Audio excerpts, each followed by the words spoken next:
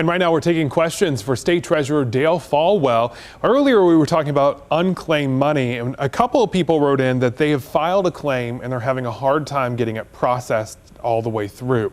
Are there people in your office who can help with their issues? Absolutely. Great question. You can go to the website and we have a call center that can help them. And just to be clear, obviously if someone is deceased and there's an estate involved, or if it's a joint property, or if there's been a divorce, that obviously makes all these transactions more complicated.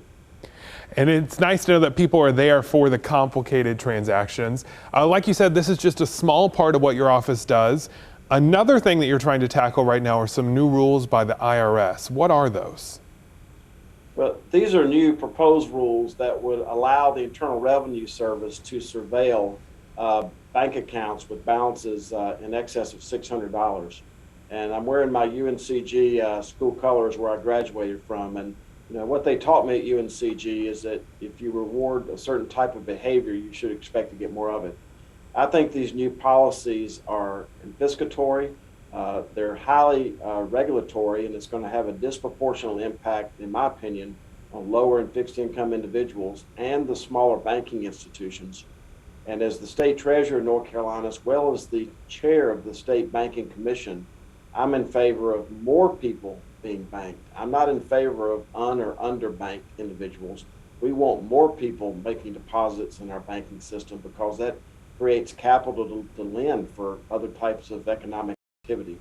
So I, along with 24 other officials across the United States, have come out against these policies that are coming out of the Internal Revenue Service and the administration because of the regulatory impact and burden that it will place not just on the banking industry, especially the smaller community banks, but also on the people of North Carolina.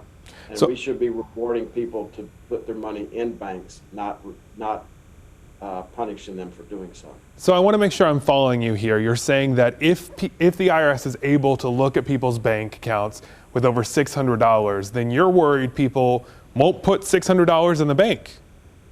I'm worried that people will become unbanked, and it'll drive more people toward the underground economy. And you know, some of the thinking around this proposed rule is to try to surveil people who may not be reporting everything. Well, you're just going to incent people to pull everything out of the bank, so you wouldn't be able to follow any kind of transaction. The fact is that you know, it's a worthy goal to make sure that there's compliance with our tax system. But you know, it's like we've always said, you got to get the why right and figure out the how. I'm not sure they have the why or the how correctly, and that's why so many have come out against this, including the North Carolina Bankers Association and the U.S. Equivalent of that. Okay, but lots of people will say, if you're not doing anything wrong, why does it matter if they look at your bank account? That's a great point, and I would respond to that by saying, you know, there should be nothing wrong with, you know, people who are doing the right thing, but as too often is the case, the regulatory, the financial, and the burden of actually implementing this policy, I think and the surveillance associated with that is far too confiscatory. We have had laws on the books for decades about transactions over a certain amount, cash deposits over a certain amount, cash withdrawals over a certain amount. I mean, those policies have been in place for decades, and to try to take that from where we are now down to $600, I think is going to be highly burdensome. And as I said earlier, as the chair of the State Banking Commission, as well as the state treasurer of North Carolina, I'm in favor of more people being banked, not less people being banked. You're talking about highly burdensome. What kind of work do banks have to do to comply with this if it becomes law? Well, we don't know, and that's the problem when things happen in Washington. You know, these things are announced, and then it's buried into a bill that has hundreds, if not thousands, of pages. But the point is that we need to make sure, especially as I reemphasize, our smaller community banks, especially those in rural North Carolina, who are providing loans for people who are trying to better their minds or better their lives or better their homes or better their businesses. It just seems like every time that we have some confiscatory type of piece of legislation like this, it puts a heavier burden on those smaller community banks who provide such an important